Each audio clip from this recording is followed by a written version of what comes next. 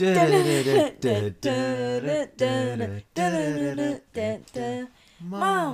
Dad.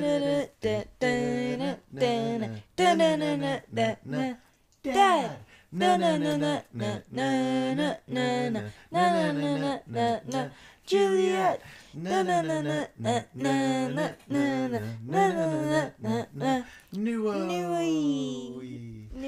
Hello everybody, welcome back to another episode of Pancake Friday.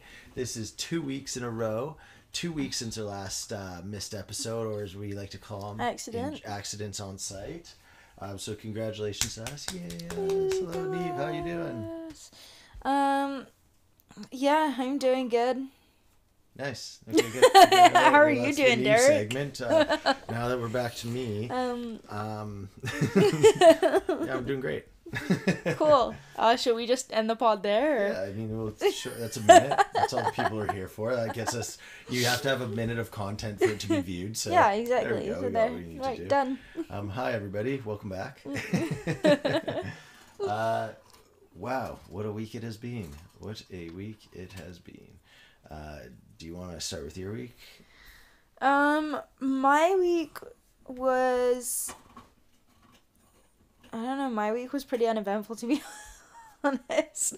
I went out on the weekend. Okay, how was that? It was good. It was one of those things where it's like, oh, I'm going for a girls' night, and originally I was going to drive, and then I wasn't going to drive, and then I was like, oh, I'm not going to drink that much, and then I did drink that much, and then I got home at like 4 a.m. Yeah, it was so late when you got home. Yeah. I was startled. I was like, what time is it? But it was literally just hanging out with the girls, drinking wine, and playing like Cards Against Humanity and some other games. So that's and good. That's yeah, a fun night. Yeah, it was nice to just kind of be out with the girls, have a little girls' night. Yeah, some of the funnest nights are just you hanging with the homes and drinking. Yeah, and we were out in South Granville as well. My friend Chloe just moved to South Granville, and it's so nice around where she lives. Like, she lives in an old heritage building. It's like a block or two away from the actual South Granville. Oh, nice. And there's this super cute little wine bar directly opposite her place. South Granville's so nice. Yeah, I really, really like way better than South Granville. North Granville. Yes. Yeah. But it was just like a really nice area as well. So I was like, oh, this is chilling. Nice. Yeah, that's good. I'm glad you had a night out and it was needed. Yeah, it was needed. Yeah. Cool. Yeah, my weekend, what did I do for my weekend? I can't even remember because I didn't do much. I obviously hung out with Juliet the night you were out. Mm-hmm. That was cute. It's always just fun hanging out with her. She's such a sweet little pumpkin now. Yeah, we went out for like lunch with Connor as well. Oh, that's right. That's what we did. Which was fun, really fun. No, what were me and Connor doing before that? We were just hanging, right?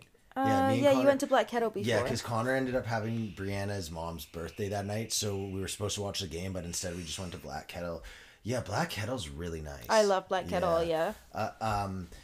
Sorry, not Black Kettle. Well, we went to Black Kettle. Yeah. Black Kettle was chill. I had a good time there. I do like Black Kettle. Yeah, but then we went to Angry Otter. Oh, Angry Otter was sweet. That was super sweet. Angry Otter is across from where Taylor's Crossing used to be in that weird alley. Like, it's the other side, which I find it really ironic because I swear that the Angry Otter used to be a daycare and now it's a brewery and now across is a daycare or now Taylor's let me say that again. So the Angry Otter where we were drinking, it's a brewery, the restaurant now, that used to not be a brewery.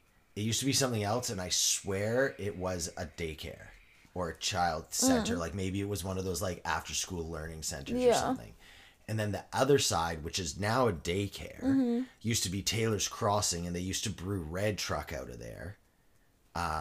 Right. And so I think it's ironic. I'm pretty confident they basically swapped like the liquor on one side. No, they actually swapped, because when I first moved to North Van 6 years ago, Angry Otter was Taylor's Cross. No. Yes. No. Yes. Taylor's Crossing was closed, unless it was just the brewery portion.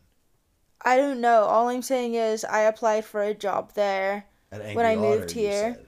No, but it wasn't called Angry Otter. It was called Taylor's Crossing? Taylor's Cross, yeah. What? That's impossible, because I swear Taylor's Crossing closed down when we were like 22 or 23. I don't know. All I'm saying I is swear you must have applied to a different one, because Taylor's Crossing closed when we were like... okay, really well, young. it was a brewery. Yeah.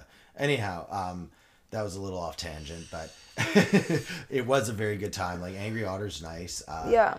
Yeah, I'd like to go back there, and Juliet got to come and kick it with us, which I thought was cool too. Yeah. I don't know, that whole area down there, like by Cat Mall.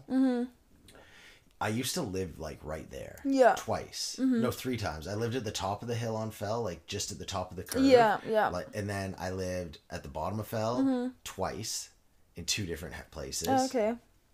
No, once. Sorry. I was there like for quite a while. I want to say like 3 years, and I don't know. Smoke and Bones, I really like it, but it's so overpriced. Yeah. Like massively. I always judge barbecue on how much they charge for their 2 meat combo. And Smoke and Bones is $54 for their 2 meat combo, which is insane, with 2 sides and a cornbread. And then you go to like, there's 3 or 4 out by Dax and Sarah in East Van there, and everyone we've gone to has been around $32 for the same thing, and I think it's better quality. Yeah. But I don't want to shit on Smoke and Bones. I don't think they're bad. mean, But I it's know. just I so don't expensive. think the food is bad. I just think there's no other barbecue places on the North Shore. So if you want it, you're gonna pay it. You know what I mean? Yeah. And especially because majority of people living on the North Shore are like making more than people living out in East Van. Yeah. Yeah, I mean, all I'm gonna say is Zach moved back to North Van and open up a barbecue joint to dominate. Oh, he could totally dominate. Like yeah. Zach would move here and just flex all over. Yeah. Fucking eat my meat, eat my meat. Do you wanna hear something crazy about North Van? And I was actually like shook when I saw these numbers. Okay, so everybody knows, or when I say everybody, I mean Derek. But a few people know that in my spare time, a hobby that I have is I really like to browse real estate, just to like look at like floor plans and like I look at like the penthouses that you can buy downtown. What's that just thing I'm call curious. it when you walk in front of shops and you just look in? Window shopping. There you go. Yeah. I window shop basically. I'm like, oh god, if I was a millionaire. So I was like looking at these new rental places that they have in North Vancouver. And I was just curious. So I was like, okay, what would it cost for like a 2-bedroom in like a brand new rental building? The prices start at $4,700 and go up to $6,500 For a 2-bedroom rental? for a 2-bedroom rental. Surely no one is living in those. There's no way anyone's living in that. It's insane. Because like why it's would you rent that? insane. If you could afford that, You would truly just be you paying a wouldn't- mortgage. Yeah, you wouldn't. So who's renting that? I have no idea. I don't know. I don't know. I'm not gonna get into conspiracies because I think this one's too true, and I don't know. No, that's fucked up. It's super fucked up, right? Because I was just like curious, because like the places looked nice, and because I'm saying the only way I'd ever move out of our current place is if it was a place with like a huge outdoor area for Nuo. And these places had like decent outdoor, so I was like, oh, I'm just curious, what would it be to rent? And I looked at it and I was like, it's literally over double what we pay now. There's no way. Are we just somehow poor? And I don't think that I don't think we don't make enough money. It's just like the new standard of poor. Yeah. Like, oh, you can only rent. Oh, well, you gotta have around $6,500 for a 2-bedroom place because you're poor. Like, that's the new poor. Which is crazy. I don't know. That's fucked up. I mean, like, yes, because like no one can buy. Like, if you're people living a normal life here, you're never gonna be able to buy, and you're lucky if you can get a deal where like less than 70% of your wages goes towards I'm telling you rent. right now, there's going to be a massive revolution because it's the wealth inequality. Yeah.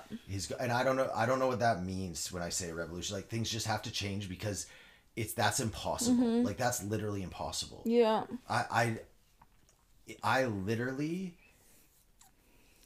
if we had to live in a 2-bedroom place, a full paycheck. It would be like we're living on one income. You'd basically, all my money would go towards rent, and then we'd have money for food, but there'd literally be like rent money and food. There'd be no, oh, let's fill up our car. Like I'm trying to think. Yeah, you'd make like, yeah, you'd have like, yeah, that's crazy. That's shocking. Like you don't even have to do the math on it. This is a thing that happened in China. China, they had this huge. Did you hear? This was a couple years ago. I want to say 2. One of their largest, I want to say the second or third largest construction company in China, just completely went bankrupt, just disappeared. And it was because there's this huge boom in China where they, like, all the wealth and the money, you don't have to, like, everyone knows China's, like, had this boom. Yeah. But with that, these mega developers literally made, like, billion-dollar cities, and no one went there. Like, no one went there because it was kind of this assumption that we'll just keep building all this infrastructure. We have all the money to do it, and then people will move there. But some of these places are like, no one was there, and they made these like literal mega cities that it's almost like you can watch them on YouTube. It's almost like dystopian, where it's like everyone's died off the planet and Earth's reclaiming its thing because there's like vines going all over everything. And I just wonder if maybe that's what's happening, is like, if they're building stuff like that, are they just building it and putting those numbers up, or are people genuinely actually moving in there? I'm skeptical that people would rent it that much. I don't know. Yeah, I don't believe. So you know where Sarah had her engagement party? Yeah. So she told me that they were renting that place for like 7.5 thousand. Yeah, 7,500 a month. And these 2-bedroom apartments in North Van are going for 6,500 a month. And also, just for context, Sarah's brother that's renting that place is mega rich realtor. That the only reason they're renting is because I'm pretty sure they're developing their own place. They're like developing and shit like that. So it's like they can afford to, but they're not normal people in the terms. No, of like, and that place is like crazy. Yeah, it's huge. Yeah. Yeah. That was. I'm not gonna get onto the pod. That was crazy to see some of the money at that. Yeah. That was a fun engagement party though. That was a super fun engagement party. Yeah. Yeah. Yeah. I mean, I don't know. I honestly don't even have hopes or dreams of ever owning a house or anything like that anymore. Like, I guess via inheritance, one day I'll have property and stuff, which I'll never be complaining about. But like, I don't know. I'd rather my mom live till 90, and if my mom lives till 90, I'll be 60. I'd rather she lives till 100, so I'd be like 70, and I just don't really think that. I don't know. I don't need to get into that. We all know. Yeah. Like, so it's just a thing I've actually like put out of mind, like you said, like the joke I made about you window shopping at the start. So like, what is window shopping? It's when people go and look at like a $3,000 fur coat and go, oh, wouldn't I look good in that? And they like line their face up in the reflection of where the like mannequin is. And that's just my thought on owning property. Well, and yeah. It's just like this thing, you're like, yeah, it's so cool, but I'm just like... The whole definition of window shopping is just looking at things you could never afford. Yeah. And like, I don't think like when I do it, especially, it's not like, oh, I wish I could have that. I just like looking. You know, like to be like, oh, if I were a millionaire, like I used to play that. You played the games when you're kids. So if you had like $1 million, what would you buy? And it's like the same kind of concept. It's just a fun little thing I do. I put a down payment on a new 1-bedroom in North Van. Third floor. Yeah, that's all you could get. Third floor facing the dump. Okay, well, I'm gonna get a little little pissy here, and you know how much classic Derek. you know how much I hate Justin Trudeau. Okay, yeah. and I'm not even blaming him for this as much as I hate Justin Trudeau. What has happened in Canada, and it's happening all over the world, is greed and greed upon greed upon greed of just money and gross. I don't know. It just fucking pisses me off. It's all just greed. That's all it is. This is because if you want to blame this on Trudeau and the Liberals, because there's a huge thing of like, oh, in the last 8 years, look at how bad it's got. But it's always been this way. It's just, this is endgame. This is just, and quite frankly, even if the Conservatives do come in, it's just going to be the same shit. It'll look different, but by the end of it, in 8 years, we'll be like, fuck them, too. Yeah. It's just so dumb. I mean, I don't want to get too hard into politics on the pod, but I do feel like things have really been fucked up. Like, and I'm not talking like, I'm talking since I've moved to Canada and what I've seen happen in Canada and what I'm seeing happen now. Like, things have been real fucked up for a long time. Well, yeah, that's the thing is like, but that's the thing is like, I think her name's Christy Clark. I'm pretty sure she's running for the Liberals, but she's from like Kelowna or something like that. And she was this greedy fucking, like, she was making all this money on real estate, and this is when my dad was still alive. And like, there were so many things she did that just opened up BC to just get ravaged by housing, like people coming in and buying and all, like whatever, I shouldn't say that, whatever jacked up the prices of everything. Anyhow, you're right. I don't want to get political. I'm not trying to say like blame the Liberals, or I'm just saying this has been a problem of greedy people for a long time. This isn't the politics of this is greedy wealthy people. It's not a politics of like the left or the right. It's so dumb. Yeah. I mean, I think the problem is, and agree, staying away from politics. The problem is new money, because the people that are wealthy here now became wealthy from the things that they owned. Like, it's people here who are wealthy because they bought stuff here when it wasn't expensive, and now all of a sudden have just accumulated this massive net worth.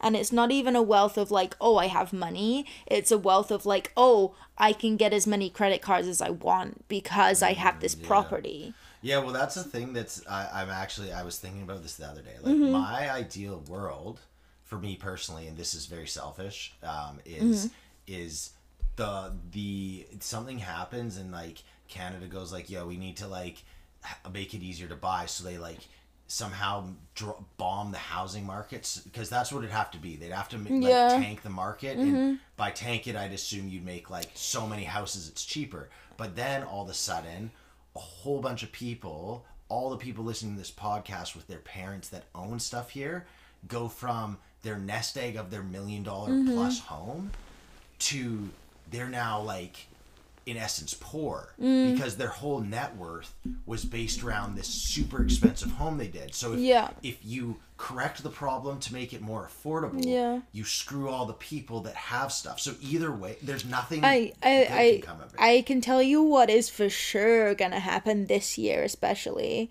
is I don't think the property market will go down. I think the rental market will tank. Why is that? Because immigration wise, people that are here under work visas are getting fucked, like so hard. Like, I've had multiple people in the company I work for get like cease and desist to work. What? Yeah. They're like, they workers? are really cracking down on immigration right now. Are they skilled workers? Yeah. What? The people that this is happening to are like high level engineers. We do and so this is wrong. why this I know. We always kick out the smart people, or make like someone comes here, they're like, I'm a doctor, and we're like, no, you're not. No, but it's people in like, it's been done in a really stupid way, this whole immigration process, because even though, and I'm saying this as an immigrant as well, like, let's not, be You're not like, an immigrant. I am an Don't immigrant. say I'm that. straight. Don't say that. I'm Don't full say on that. fucking immigrant. No, she's not. She's lying, guys. Listen to her Canadian But accent. I'm fine because I have my permanent residence, so like none of this really affects me. But for people that are like trying towards their permanent residence and have been like working here for years, are contributing members of Canadian society that are actually putting work into doing good things for the Canadian community, are being giving cease and desists. That's As a Canadian company, it's fucking us because we now don't have the workers. Like, people aren't going to be able to stay here. They've also banned flagpoling. Do you know what flagpoling is? I'm guessing it's not when you put your underpants on the flagpole. No. So flagpoling is where you're applying for a visa and then you drive down to the border, get rejected, and then come back and get your visa. Wait, what? So if you have, like, for example, if you were trying to immigrate to the States and get a work visa, if you so I did this with Bryn. You know Bryn, who I used to live with? So he was Australian. He got his visa approved, but to get your physical visa, you have to be at a border crossing. So you drive down to the Washington border cross. You go and they're like, oh, what are you doing here? And they're like, no, I need you to turn us around so that we can come back into the country and get our visa. And that's what flagpoling is, yeah. So it's literally like you go around. But I don't get what the deal is as long as you get given a visa. Well, they've just banned it. Like, you can't do that. So they're making people fly out of the country to fly back in. Jeez, okay. So like, you have to be out of the you have to be out of the you have to be out of the country for at least, like, I think it's 24 to 48 hours. So you just go to Seattle for 2 days. But once you're out of the country, there's no guaranteeing you get back in. You know, but you got a visa, I thought. So once you return in 2 days, won't you know if you have a visa or not? Yeah, but like, what if your supporting documents aren't there? You can still get rejected at the border. Oh, and then your whole house is still at home. Even if you, so there's so many requirements that you have to get this visa. For example, if when I moved here, I didn't have the right amount of money in my bank account, if I didn't have like X, Y, and Z, then they're just going to send me right back on home. So they can deny you entry if you don't have the right documents. So I feel like they're going to be more like rigorous with that stuff and just be like, nope. It's weird because a Canadian passport is basically like the gold standard of getting anywhere. Like, did I tell you when we went to Bolivia what happened? No. So, I don't know. Carrie and Connor, they might have just known this because they're more savvy travelers. Yeah. I'd literally gone to Mexico once, to Cancun, and then I went to Peru and Bolivia. Yeah. And so I just, like, made so many mistakes along the way. But we get into Bolivia at, like, 1 or 2 in the morning. Yeah. And we get into La Paz, and I'm literally like this. Like, because it's the highest capital city in the world. Yeah. 4,200 feet or meters. So you get off the plane, and it's weird. You're on the plane, it's chill. As soon as you get off, me and Carrie just within like seconds started going. Yeah, altitude sickness. Connor didn't. Okay. We get off. I'm gonna finish the story, then I'll tell you that. So anyhow, we get off the plane and we're like dying. Like, I literally had to take a knee and just sit there in line for customs. And then there's this American couple also dying, and they're right in front of us, and they have like a stack of papers like the width of my thumb. Yeah. Like, it was so much, and me and Gary are like, "Yo, what's that?" And they're like, "It's all the documents and visa stuff to get into Bolivia." And I looked at Carrie, and our hearts just sank because we just had no clue. Yeah. And they give these Americans like all blah, blah, blah, and we just show them our passports and walk in. And that's literally every single place you go in Canada. Like, I think there's some places you literally need I think visas, yeah, like I Russia, think China. I know the there Canadian is, passport's but super it's super powerful. yeah. Yeah. It's one of the most powerful you can get. Yeah, I don't know what the most powerful it is. How powerful I is- think Japan's really powerful. I was talking about this at work the other day, and I'm under the impression that the Japanese passport is really powerful, or the Chinese passport is really powerful. I'd assume also the Afghanistani, Uzbekistani, Syrian, those got to be powerful passports. Okay, come on, that was funny. Was that meant to be a joke? Yeah, Oh, that was a okay. good joke. It wasn't Okay. even slight. I was like, Oh and my it wasn't gosh, even that was a slightly good. one. You No. don't write your own jokes. Yeah, it wasn't I do. funny. Yours For babe, for it to be a joke, it has to be funny. That's not a good joke. I'm not giving you that one.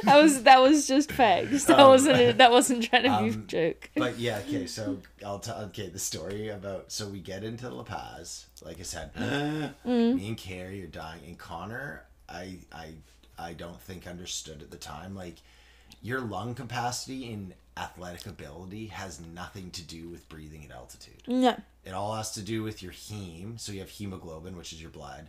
The heme is what holds the heme. The The heme. heme is what holds the oxygen, and depending on just your genetic. What's the globin?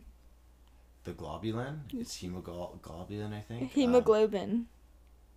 The globin, I'm pretty sure the heme is the air, and the globin is the structure of the blood cell, if I'm not mistaken.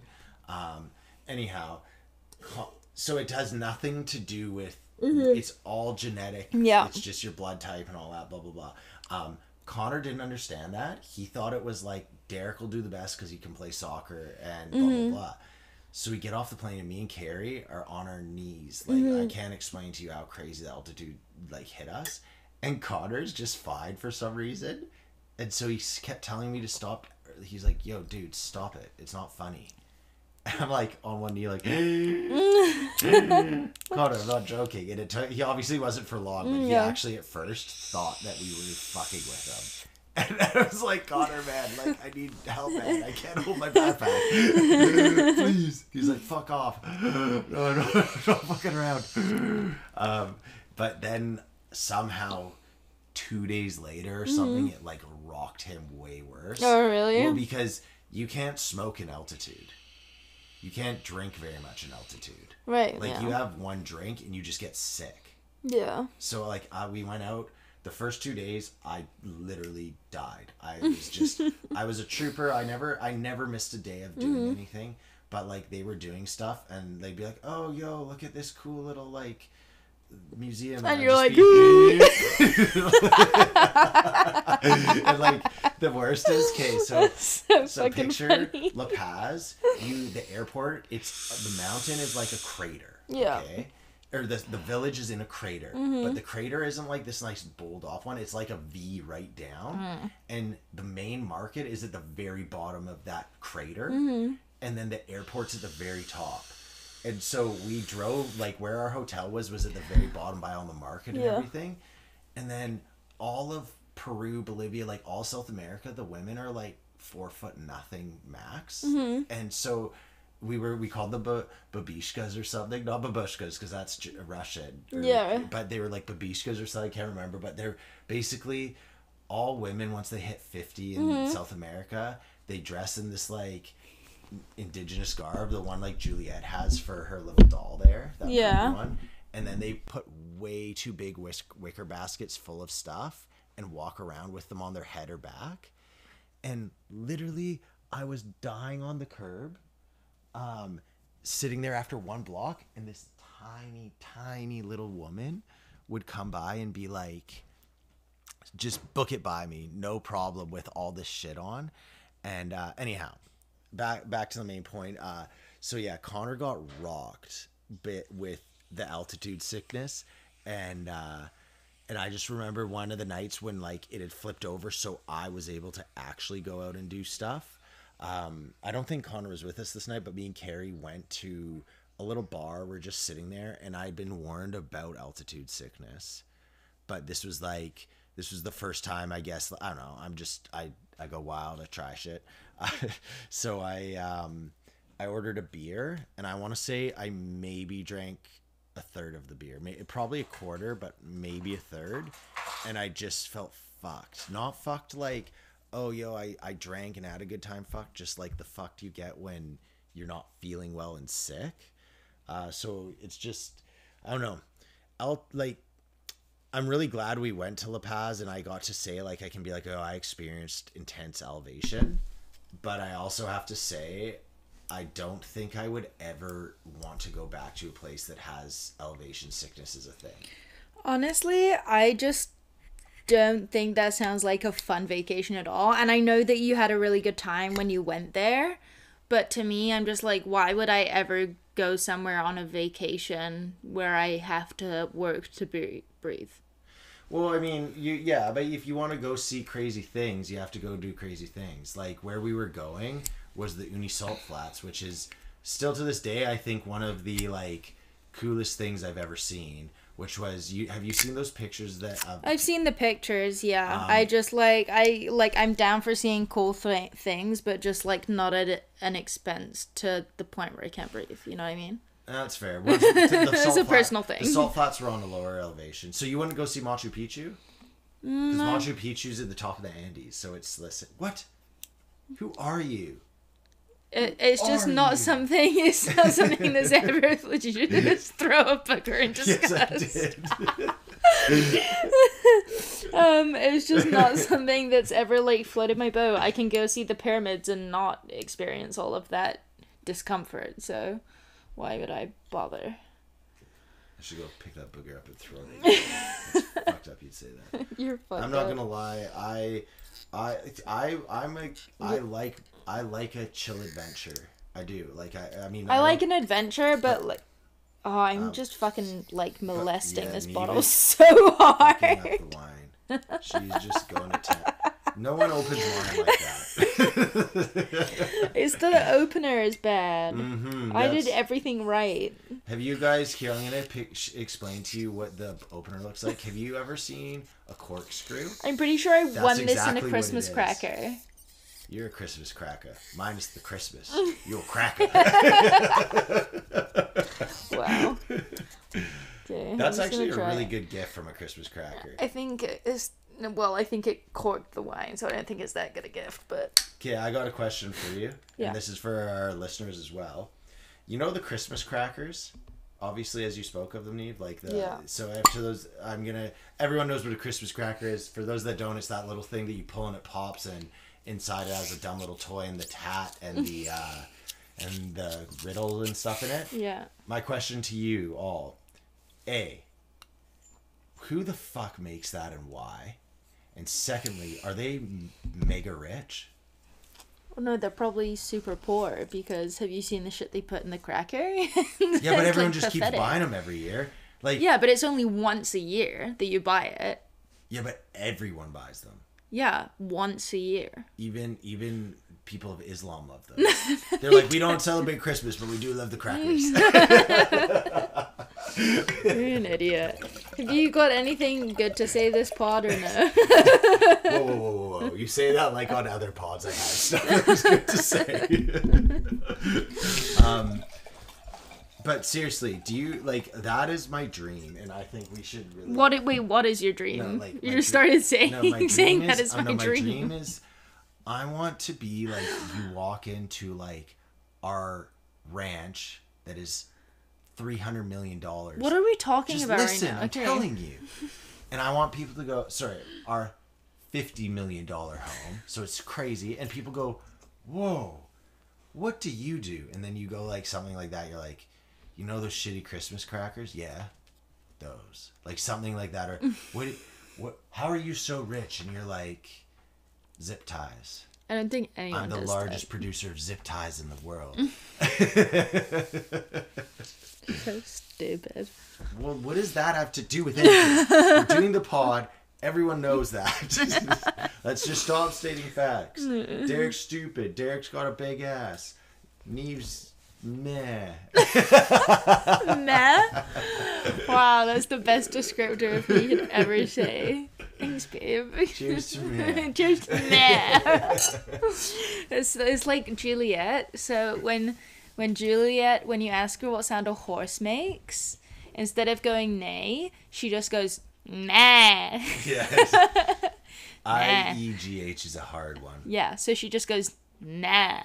And that's awesome. You know what I think is hard when you're with a baby is you're so that like just for the unbabied people, Joach. Again. Our one listener. No, I shouldn't say that. We do actually have a few listeners now. Joach was there at the start, so he gets the shout outs. So you go like, what does a I don't know, what sound does a monkey make? Ooh, ooh, ha, ha, ooh, ooh, ha, ha. What sound does a bird make? Cheep, cheep, cheep, cheep. What sound does a dog make? Woof, woof. What sound does a sheep make? Ba, ba. Then you go, what sound does a horse make? Neigh. Okay, well, what sound does a rhinoceros make? And what sound does a giraffe make? And now, my rhinoceros, this is mine. Which is, to me, a really shitty sound to make. and then the other one, what does a giraffe neigh? But it's more not manly, it's more deeper. It's like I don't know if giraffes make noises. They just kind of like have really long tongues, which I think get in the way of noises. So they just go like, which is them eating leaves off trees. I think this is the sound a giraffe's tongue is. That's weird. Don't do that again. Sorry, listeners. That was my tongue. You literally just licked the mic. Yes. That's what it's. That was a short little ASMR for the ASMR fans. Nobody wanted it.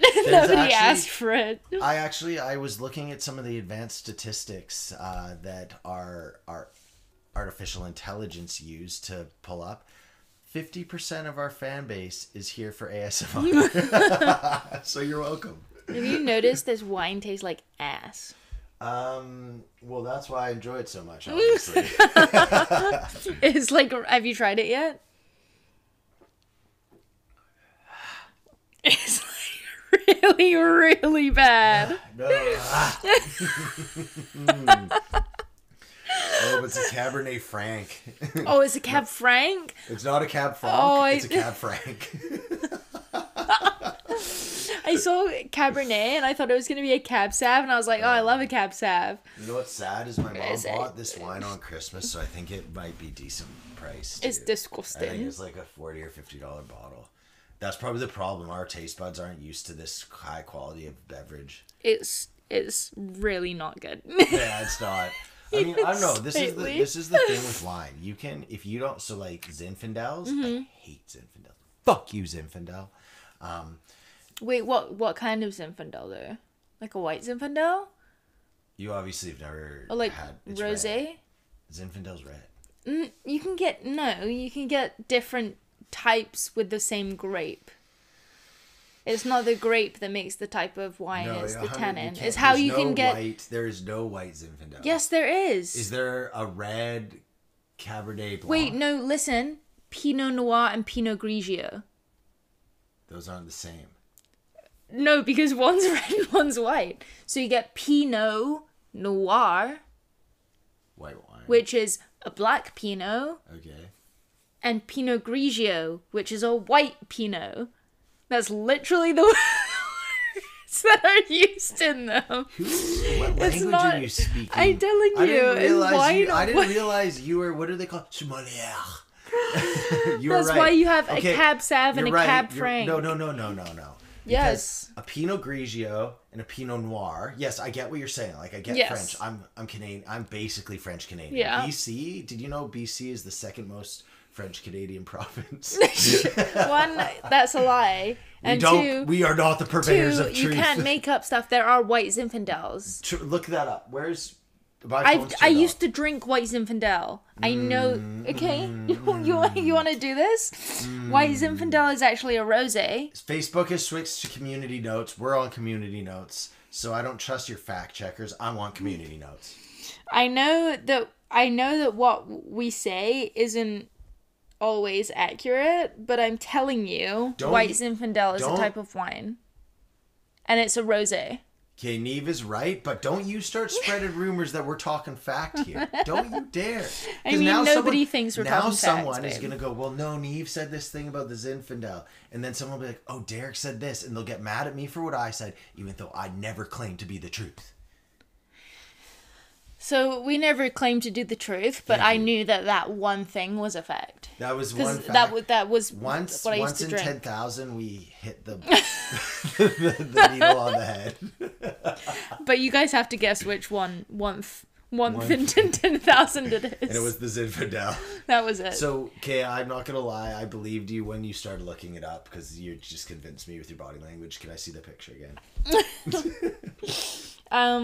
No, I know because this used to be my go-to wine because I used to drink only rosé. And the rosé that I would drink was either Galio or Barefoot White Zinfandel rosé. Okay, well, I hate Zinfandels. That Zinfandel's good though. The White Zinfandel is good. And I don't care. Okay, I didn't know there was white, so I can't comment. But the red is what I associated with it. And I just don't like the flavor of the red. Mm-hmm. And I don't think you're going to give me a $400 or $300 or $100 or a $50 bottle, and I'll be like, oh, it's better. So it's a weird thing of like, this, again, I think this bottle might be like $40 or $50. I highly doubt it's more than that. Yeah. If it's up. But even if, I just wonder, like, would I ever like a Cab Franc? I really, really think that with wine, you just have to, like, go by what you like. I don't think you can put a price tag on what you like.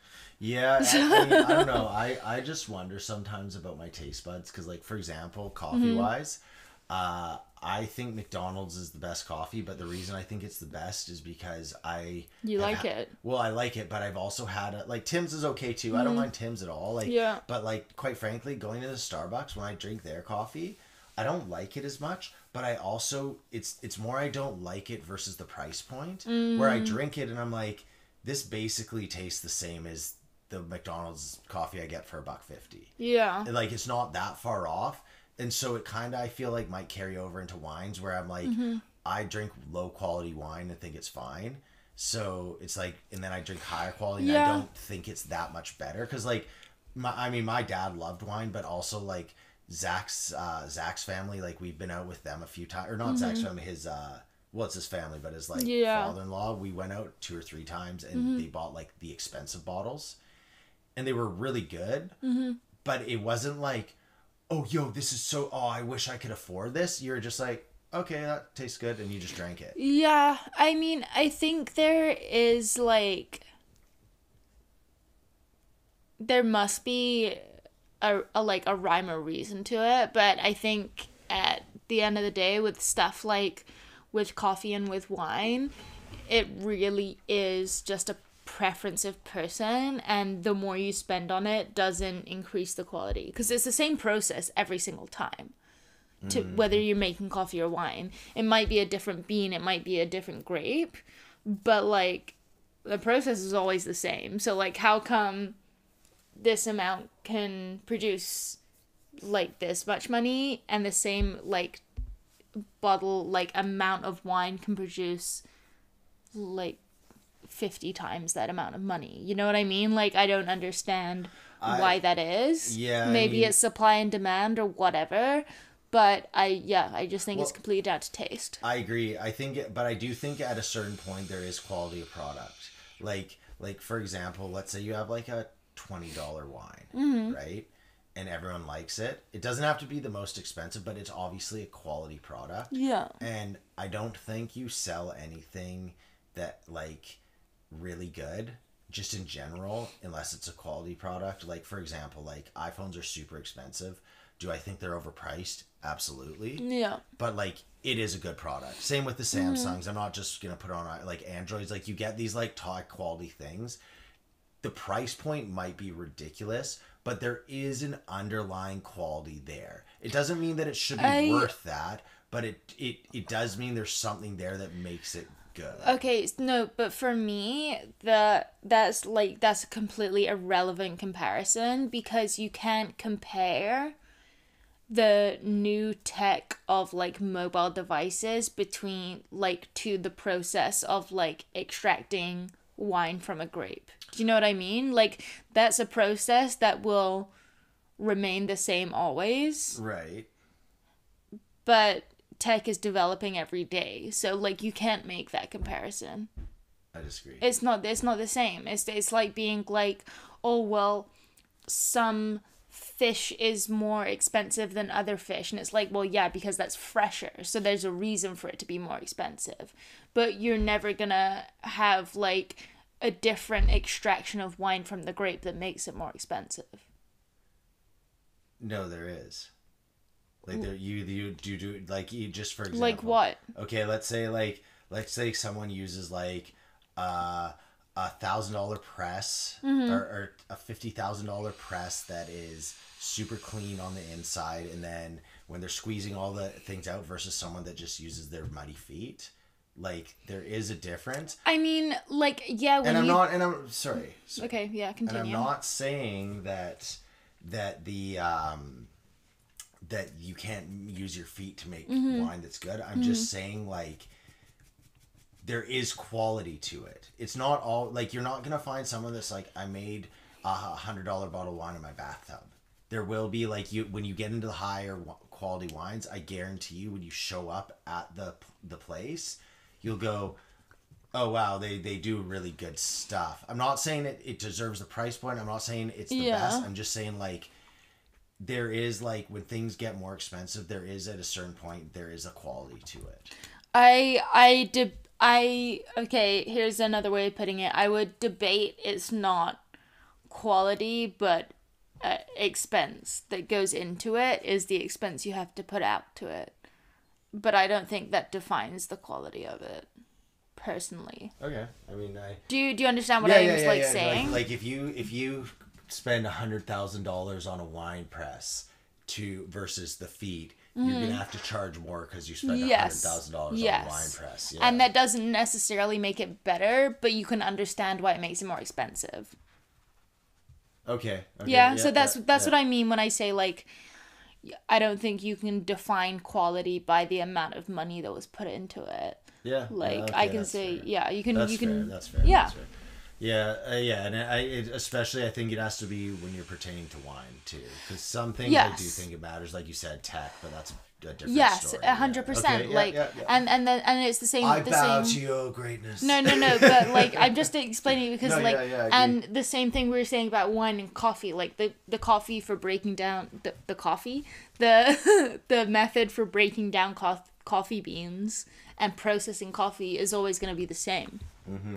But like, some coffee is extremely good and you're charged more for it, and there's different like off brands of coffee or like styles of making coffee that make it so different. Have you ever got coffee from like a non-traditional way? Like, obviously there's like drip coffee, there's like from the espresso machines and all that. Have you got the ones where it's like they like pour over coffee, or all those crazy ones? So I actually really love Turkish coffee. What's that about? I have no idea how they do it. But I think you're just Turkish and you make drip coffee. No. Turkey is like known for their like Turkish coffee.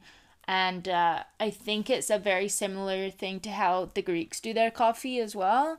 I'm not sure how exactly they do it, but you just know when you get like the Turkish or Greek coffee, you don't add anything to it. You don't add sugar, you don't add milk, you don't add anything.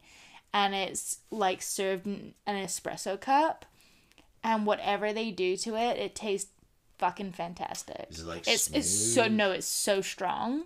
It's like really, really strong, and like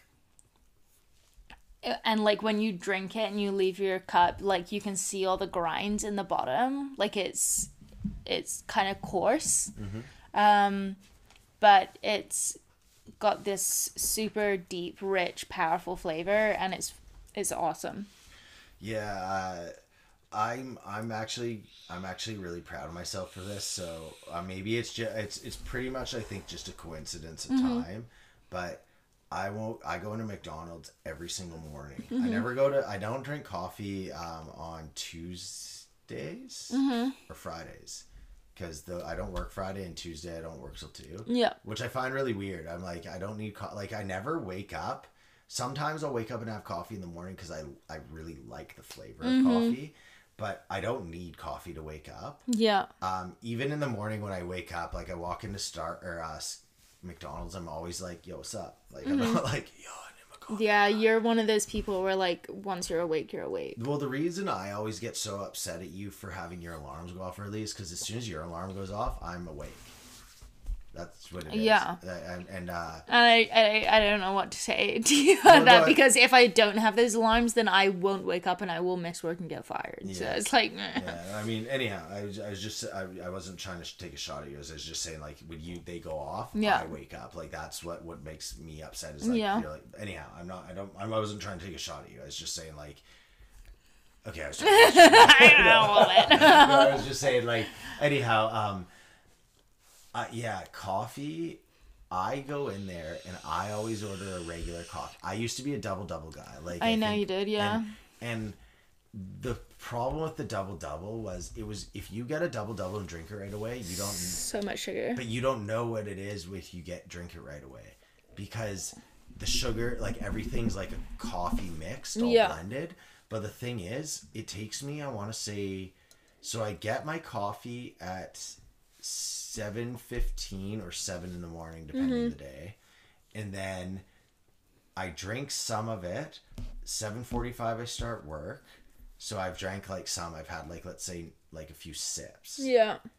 And then 7:45 till 8, then 8:45 till 9. That little like 15-minute break. I'll drink some more of my coffee, and then I go back to work 9 till 10.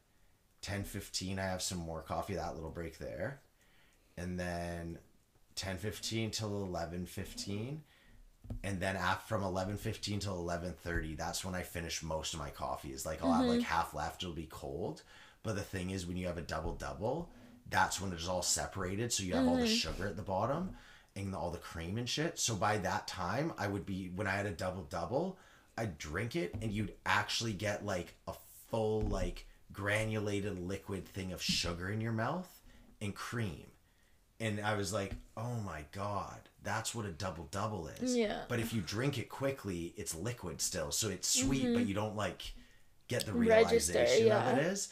So I went down to regular, which is 1 and 1, which I don't think is too bad. I think a regular is I don't know, I can't tell by the cream because I've watched the machine when they like push the button.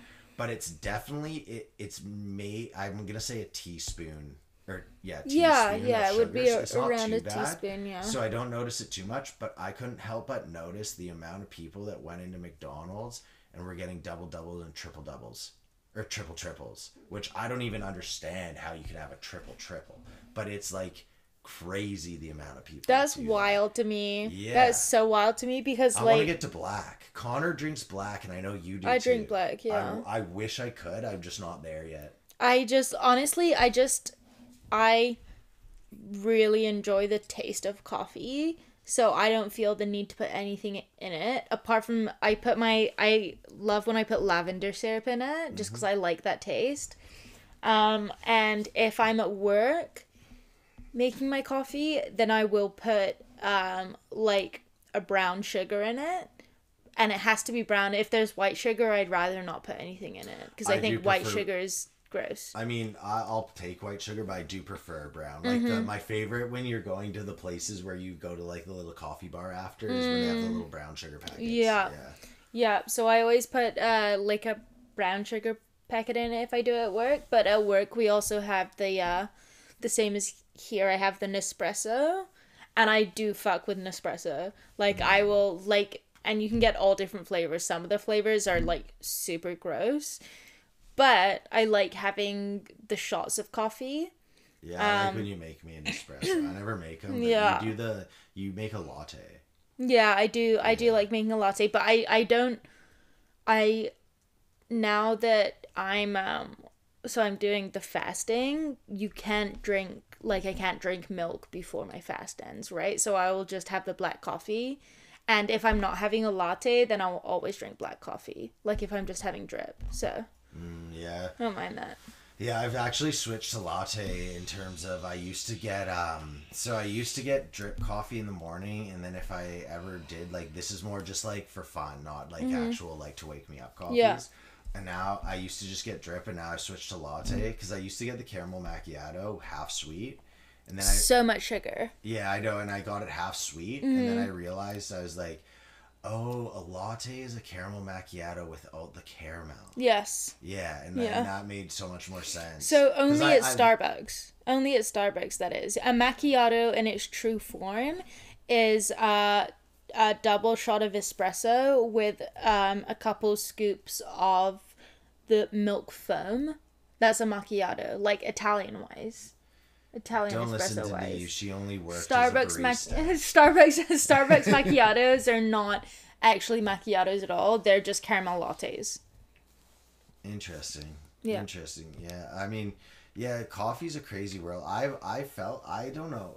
Barista to me is a weird job because it's gets paid so little, but the amount of like people care so much about their coffee that it's this weird, like, and the thing is, I don't think you can pay them more. No. Like, you can't. It's service industry. It's minimum wage. But like, people care so much about their coffees, and then you're like, but the people making it, like, I mean, you were the manager, so you're a bit different, but a lot of them are just kids off the street looking for a few extra bucks on the weekend. Oh yeah, like majority of the staff that I had working were fucking school kids. Yeah. So it's like, what do you do? These people like people are like, I care so much about my coffee. I'm like, you think these kids care about your coffee? Absolutely fucking not. One of my sorry. I'm just like, why would you at that age? One of my favorites is, have you ever been to the Cat Mall Tim Hortons? Cat Mall or Park Royal? Cat Mall. I don't think there is a Tim's at Cat Mall. They must have closed it down because it was. Are you talking about Park Royal in West Van? No. The one at Park Royal in the food court. No. Okay, I don't know. Mall? No, I've never been to one at Cat Mall. It might be closed now that you say that, because do you know Visions Electronics, the food court? Yeah. There, you don't remember. It might be closed. It could be. Yeah, I've never seen a Tim Hortons okay, there. then it must be because it was so bad. Okay. It was the worst Tim Hortons by far. I think the one on Marine Drive's pretty fucking bad. The one by Yeah. I missed that place. The hot dog place. It used to be Muya, and then it was Frank's, and now it's something else. Yeah, so that Tim Hortons, that one's pretty fucking bad. I must say. Oh, really? Roommate used to work there. Oh, really? It was really bad. Oh, I never been there. I never been there. And but the one in Cat Mall was by far the worst one. Like, every time I'd go in there, there'd be like two people in line, like, in front of me, and you'd be like, okay, I'm gonna get a coffee and a donut or whatever, and I'd like say I'm going to meet someone, so I'd like told them I was gonna go there. Yeah. And you'd be like half an hour later, and they literally would have people be like this: I ordered 2 donuts and your turkey club, and you keep like giving me the turkey club with like no turkey or something crazy, like not like a small complaint, like a big one, or yo, I ordered a large coffee and you gave me a tea. And the problem was everyone there was so clearly like very new immigrants to the country, because you'd be like, I'd like a glazed donut, and they couldn't really understand you. Yeah. But then on top of it, there's only 2 of them working. And some people would yell at them so much. And I'm always just sitting there being like, okay, I feel bad for these people because they're trying to make a job, like they're trying to make a living. They shouldn't have been hired at this job objectively. Like, because they can't understand what a glazed donut is, but there's only 2 of them and they're trying their best, and people are like this. They're like, you didn't put cheese on my cheese thing. And they'd be like screaming, and I'm always like this, like, when people mess up my orders on things, I just ask them to fix it. And as soon as I realize they can't understand what I'm saying, it can be frustrating, but I get they don't understand what I'm saying. And so it's always just so ridiculous to me when someone's like at some like foreign person working in Tim Hortons at minimum wage. And Yeah. like, put more cheese on my I donut." I don't think that's like an immigrant thing. I think that's just service staff. Like staff get treated so poorly in general. And Yeah, I can it's say true, that it's someone I true. worked in the service industry for 10 years plus, and I like people are just so shitty to people who they know are getting paid minimum wage. Yeah, And well, that's it's true. just Like facts.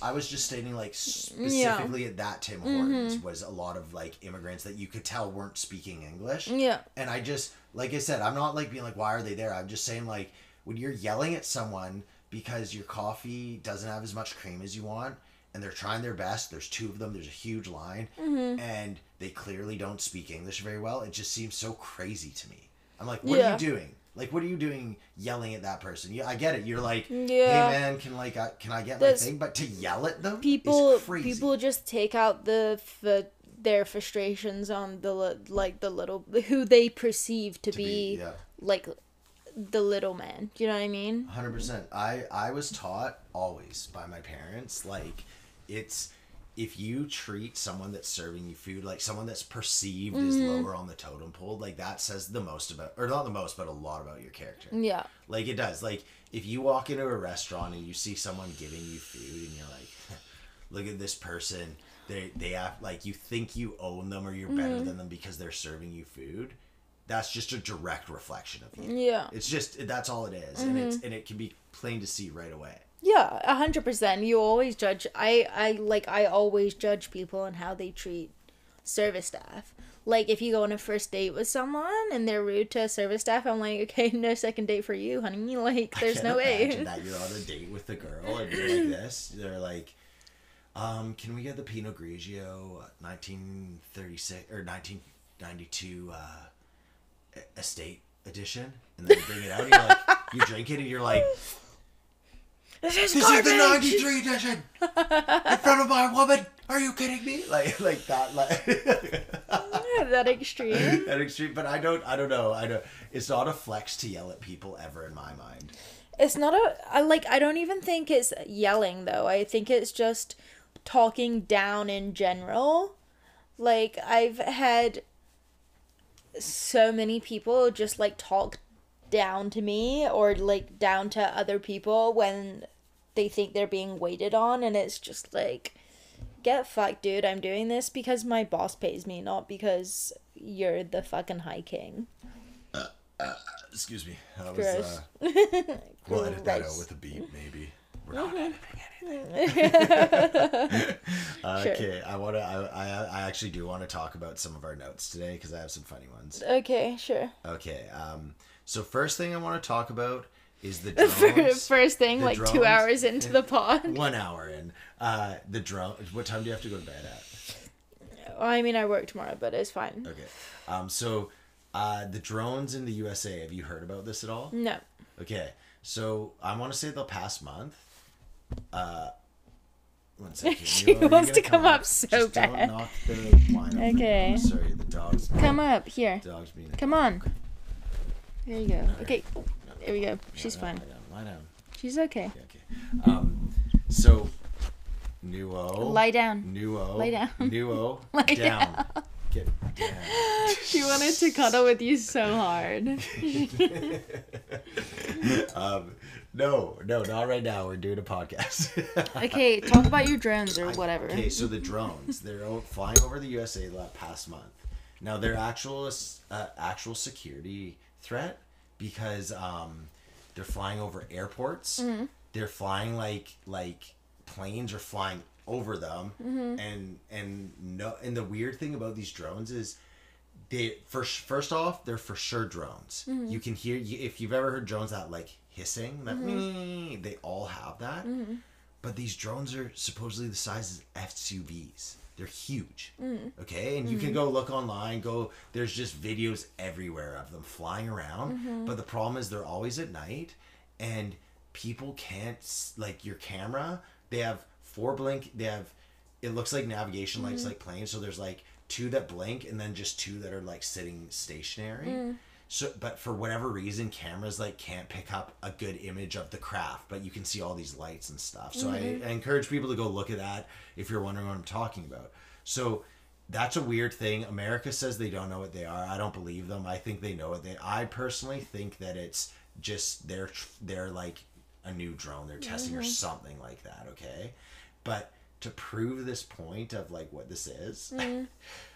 Literally yesterday, I watched a 30-minute thing about how China has now just invented the flying cars, and they're literally like flying drone cars, and they're real. Like China is introducing flying cars, and you get in them, you push a button, they start flying, and then it's just a joystick, and you just like push forward or back to like drive it around left and right and shit. And I just thought it was so fucking crazy because you hear about a month ago all this stuff about drones, and everyone's like, yo, there's like these SUVs flying around everywhere in America, blah blah blah. And so I was sitting there and no one thought they were UFOs. Like even the UFO community who loves UFOs was like, no, this is for sure drones. But no one knew where they were from. And then China, again, like 2 days ago, I'm sure this was here before, but I just saw this video of it, and I just made me think. I'm not even blaming China saying they're Chinese. I just like, that's a thing now. There's literal drones that are the size of SUVs flying around America. Whose are they? I don't know, but like that's the tech we're at. Yeah. I think maybe I mean, I feel like it was always going to get there, no? Yeah, I agree. But isn't that crazy to you? Like, I think that's nuts. I mean, I feel like we've had like water hoverboards for so long that it's like, is that even really a big deal anymore? Water I don't know. I just versus water hoverboard versus land hoverboard. Derek might the next car he might get might be flying. I mean, I think you've got a long way to go between your Corolla and a flying car. No, I disagree. I know that this is what I'm talking about. This is what I talk about when I say 2030 the world's going to be radically different.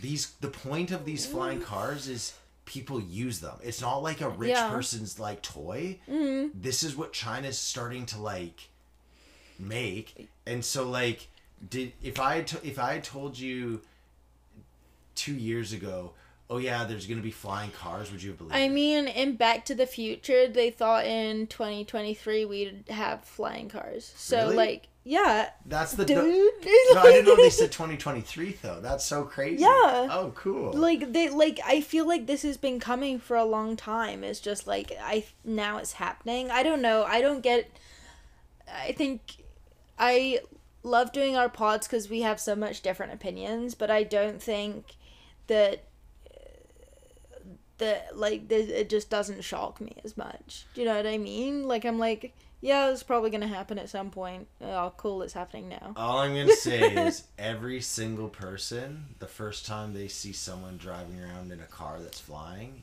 is going to be an awe. I think it'll be crazy. Like, I think it'll be crazy. But until I see it outside my house, like, I don't give a fuck. Okay, well, I give a fuck now. Like, my awe is now. Versus yours is gonna be it's just like when you're driving down Lonsdale and you're looking at the red light, but then you look and you realize above the red light a whole bunch of drones are flying. So anyhow, I just thought that was crazy. I thought it was cool. It's like the Cybertruck though, right? Like everyone was talking. Stupid. No, but everyone was talking about the Cybertruck for so long, and I was like, okay. And then I saw it when I was like, what the fuck? Yeah, but the Cybertruck's stupid. Okay. My joke is, I swear Elon sent this like high definition picture of a truck, but the internet cut out halfway, and then all the people all the people were in the investors meeting, and like they love Elon and will do whatever he says. Like, so it like half downloaded the shitty thing, and they're all like, "Oh, brilliant, Elon! Yes, we must produce this." That or it's a troll. I genuinely think $180,000, whatever the Cybertruck costs. 120, it must be a troll. Like, there's no way. I don't know, man. I just don't. I think it's the new definition of stupid. Like, if you're buying a Cybertruck, you're obviously stupid. The worst part of the Cybertruck for me is it has no practicality as a truck. Zero. If the Cybertruck was a beast, you'd be like, okay, it looks ridiculous, but it's this really good truck. But it doesn't, like, it has no trunk space. All the things that make a truck good, I don't think the Cybertruck does, which is just madness. Okay, let's see here. I'm going to move on to the next topic. Yeah, one sec here. I'm just going to have to kill a little airtime here because Neve just walked off, and I feel like this whole segment without Neve is just me talking, but no one's to react to the questions that I thought of. So it's I could no, because we don't do that here on Pancake Friday. we don't pause on Pancake Friday. There's no edits in this. Okay, so abandoned buildings are weird. I actually really enjoy abandoned buildings. If you're down for it, I would totally go just explore abandoned buildings at night. Okay, why does it have to be at night? And it makes it more chilling. Like, I'd be down to go to ghost towns and stuff. I just don't know if I'd want to explore at night. I mean, I'll admit I'd be scared, but I also feel like there's safety risks when it's dark and you maybe like step through. I love being scared. When was the last time you were actually in some situation you were scared? I think you like the thought of being scared versus being scared. Where I was actually scared? Like, when was something where you were breathing heavy because you were scared?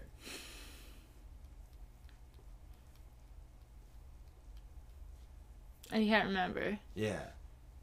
Because I feel like being in a scary situation is fun until you're in it. And then you're like, fuck, why did I want to be here? But I think there's, that wouldn't scare me. Being in an abandoned building at night wouldn't be, scary. It would be cool and fun. Being, kidnapped, that would probably be scary. but I don't know, honestly, I think there's a difference on being scared. If I had to list my things I'd afraid, I could be kidnapped. It wouldn't be that bad. I mean, I got on a scale of 1 to kidnapped. I got kidnapped for grad kidnap. Oh wait, I didn't. Is that a dig to who was meant to kidnap you? Or? Yeah, it is. Okay. Anna Gomez. So this is a brute. Okay, so you're really holding on to that from 20 years ago. Kidnap is? Did you have that? No. So in high school, senior year, there's grad kidnap where all the girls, mm-hmm. they divide all the guys up and they go and kidnap them from their houses. Mm-hmm. And then they dress you up in because we went to Catholic school, so mm-hmm. all the girls had their kilts and shit. Mm-hmm. So we'd have to wear their kilts and then they'd put all the shitty makeup and wigs on you and shit. And mm-hmm. it was a funny grad thing. Yeah. So you're just mad that you didn't get to do drag. No. A little bit. I guess, yeah. Actually, in this instance, yeah. So, what happened was, we were playing this game also mm-hmm. called Gotcha. Did you ever play that? Okay, so no. Gotcha was everyone in the senior year had a bracelet, and you got pulled, and everyone in the class was in it, and you mm-hmm. pulled a name. Mm-hmm. And whoever's name you got, you had to tag them mm-hmm. off school campus or on school campus after 7 o'clock. Or there was rules. Okay. But basically, what it would be is people would show up at your house and camp out outside, and then if they tag you, they get your bracelet. Mm-hmm. And if you tagged people and had multiple bracelets, and then someone tagged you, you'd give them all theirs. Mm-hmm. So the last person remaining got all the money for winning the thing. There's mm-hmm. a big prize pot. And so that was going on for, I want to say 3 weeks or a month. Mm-hmm. And then grad kidnap happened, mm-hmm. or no, maybe this was late. Actually, grad kidnap was later. Anyhow, Anna Gomez, I don't know why. So she picked me as the grad kidnap. Mm-hmm. And so they were supposed to contact our parents and tell them what was going on. They showed up at my house at 3 a.m, and my parents didn't know what was going on. Mm-hmm. And they kept ringing the doorbell trying to get in. Mm-hmm. And my dad walked downstairs, and he was just in his boxers. He's like, "Who are you? And what are you doing here?" And they're like, "We're here to kidnap your son." And he thought that game was going mm-hmm. on. So he was like, "Go away. I know this game. Get out of here." And they're like, no, it's not a game. They kept trying to convince mm-hmm. him. And he literally just said, "It's 3 a.m. after work," and slammed the door and locked it. And he's like, "Don't mm-hmm. come back." Yeah. So they left. And I don't blame my dad because yeah. he was trying to do me a solid. Mm-hmm. And they didn't contact anyone in my family to say mm-hmm. this is going on. So all the dudes knew grad kidnap was that night and was like expecting it, and literally no one kidnapped me. And so I just showed up at school in the morning, and every single dude was dressed in all like girls' clothes. They all went to Denny's and got drinks and like were like eating, and it was like the whole school or like all my grade except me. And I was the only dude, and they were like, yeah, you have to go put on a kilt, and I was like, okay, this is fucking weird. Yeah, I mean, I guess they probably should have told your parents or something. Yeah, it just still scares me. You're just mad that you didn't get to wear a skirt and makeup. Now look at me. Now look at what have I done with my life? Yeah. Okay, back to the abandoned buildings are weird. So Lucas Center is being torn down. That's where Nuo plays. Yeah, Fetch. I know. I was there today. Yeah, and did you see, was it torn down or was there any standing still? No, it's only a part of it that's getting torn down. It's not the whole thing. Oh, really? Yeah. Okay, so well, I was just looking at that. That's when I wrote this. I was like, it's weird to think because since you've been here, it's been abandoned. Lucas Center's been an abandoned building. Minus, I know there was a janitor that'd go through, but I also know people were living in there. Oh, really? And there was a few times I was there and the police came and like had to ask people leaving, get people out. I've gone there before where there was 2 or 3 clearly homeless people because they had shopping carts full of stuff and they were casing the place and then they like were like and they, like went around the back and stuff. I mean, I'm no rat. I don't care if they live in there. Like, good for them. But anyhow, I was just thinking of that. Like that was just an empty space for a very long time. Yeah. And that's just a weird thought. Like, think of somewhere that's just... No. So, okay, so back when I was living in, when I was a kid and I was in Somerset, I had this group of friends and I never did this with them, ever. And I won't pretend that I did, but they used to, like, that would be their thing. They would go and explore, like, abandoned buildings in Somerset. And when you're in Somerset, like, no one's gonna be living in there. Like, homelessness isn't really a thing. In England you have like, you know, an effective way of dealing with that. Do you want to throwing shots to Canada? But what do you mean our homeless population is out of control? What's that supposed to mean? But there's this one especially, and it's in Somerset as well, and it was Blobby World, and it was a theme park based around Mr. Blobby. And if you're not English, you don't know who Mr. Blobby is, but he's this kind of really freaky pink blob character with like yellow polka dots, and he's kind of sketchy to look at anyway, so his world would be like pretty scary, plus it's abandoned. So this place was actually like sketchy to go to, but I had friends that would like go and explore abandoned places at night. And myself, when I was in university and we were looking for places to film, we would go to abandoned places. All right. I mean, abandoned places. Sam and Colby's whole thing started. They would go to abandoned places. Did you know that? That's what they did. They were called the Explore Club, and then eventually they got into the ghost stuff. Yeah. Anyhow, I think we should wrap for today. It's you just got to work in the morning, so I don't want to keep you up too late. I was having a good time though. I do think we should finish with buy and sell of the week, and by I mean you said we should. I just want to point that out because you're the one that pretends to hate it. No, I hate person of the week. I don't hate buy and sell. We're doing person of the week. We're not doing person of the week. No. Why we would said buy and sell. We didn't say person of the week. Why would we not do person of the week? That's like the most important. I'm not doing person of the week. I'm telling you for a fact. I've run out of people that I like. Like, we did it for a solid, 10 things. What about Sarah? What about... I've done Sarah. Cleo. Chloe. Chloe. What, why can't you the point is you call out... At first, it's easy because we're doing it people we love and know.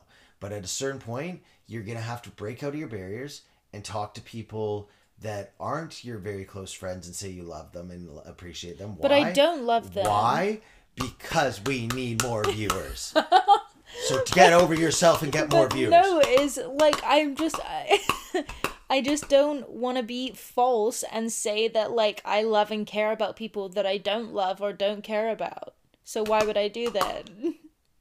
For the pod. For the pod. I'm not lying for the pod. I'm not lying for the pod. This is the end of Person of the Week. For the pod. We're not doing Person of the Week anymore. For the pod. No. I'm not doing Person of the Week. Don't listen to her.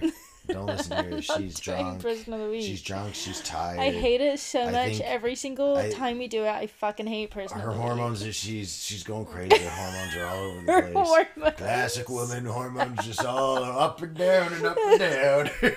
Get out of here. Okay. Let's instead of buy and sell, we're gonna do the sell and buy this week. Okay.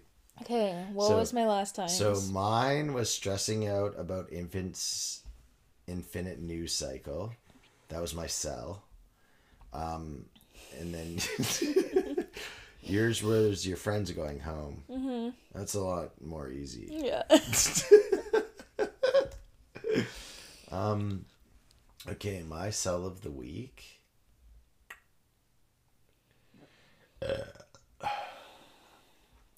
I did not think of this one. Do you have a sell of the week yet? My sell of the week has been... I got my sell of the week. My sell of the week is on Tuesday, Golden Hour FC tied 1-1 to win the Millers League Championship, dethroning us after 2 years.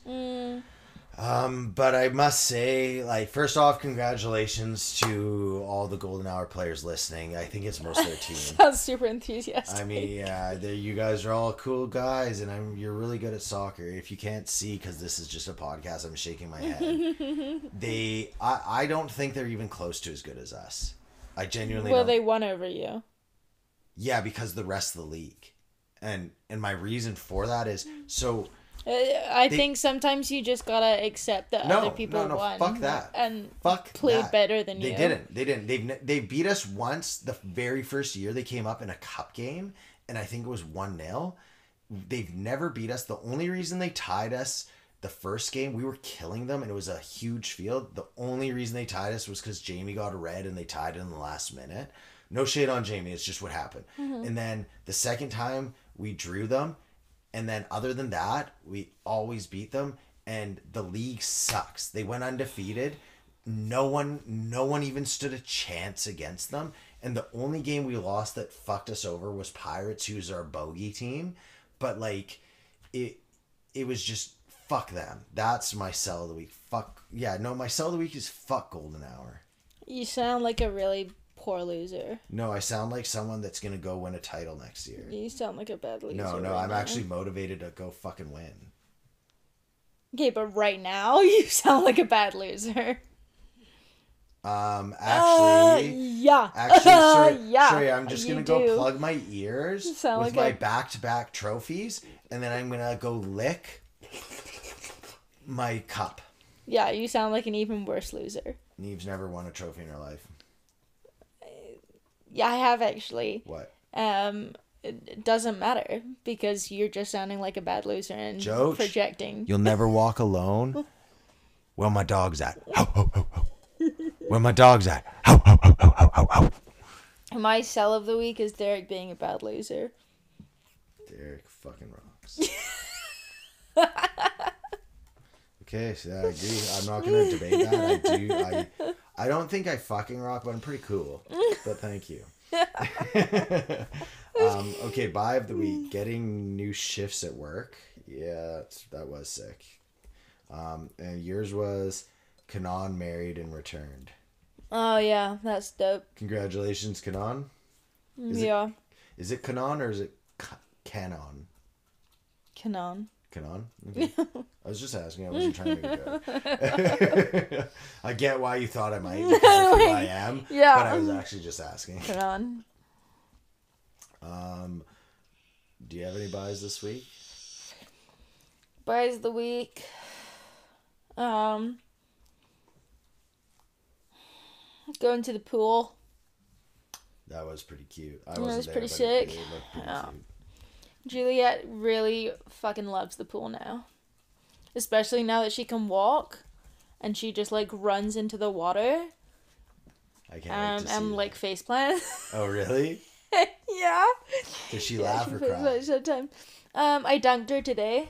And And she was like, and started crying, and I was like, "You're fine." And she was like, "Okay, I'm fine." yeah, I can't wait. I want to pool with you guys soon. Yeah, and she actually like, she does like the action for swimming and like tries to kick her legs and stuff. I'm Really? like, that's dope. Yeah. Oh, sweet. So you can like bring her in the deep end and like hold her like this? Oh yeah. Cool. Yeah. Yeah. And she tries to, so I put her on like floaties, and she tries to stand up, and I'm like, you're gonna fucking fall so dude. And it's like she's trying to surf on like the Cool. floaties, Yeah, I and I'm can't wait like, to you go should with her. probably sit down because you're gonna fall in the pool. I love having a little baby girl. Yeah, it's pretty the cool. Cutest. My buy of the week. Oh, you know what? My buy of the week hasn't happened yet, but it's happening tomorrow, so I'm just gonna shout it out as a big thanks because it's awesome. I'm going to the Canucks practice tomorrow. Yeah, that's pretty cool. Gabe hooked us up with tickets. I'm not sure if it's. I think it's through his work, but it could be a client. But I guess that's still technically through work. But yeah, so tomorrow I'm gonna go watch the Canucks practice, and I'm gonna bring the team spirit. If there's any reporters or media there, I'm gonna like, get the fuck out of here, leave the boys alone, let them play, because I don't know if you know this, but the Canucks are just in shambles right now. I hope you see some drama tomorrow. Well, like some pushing and shoving or something. If there's drama tomorrow, it's gonna be me pushing and shoving. Okay. Anyhow, that was another episode of the beloved show, Pancake Friday. Yeah. On a Thursday, coming out on a Friday. See you, everyone. Okay,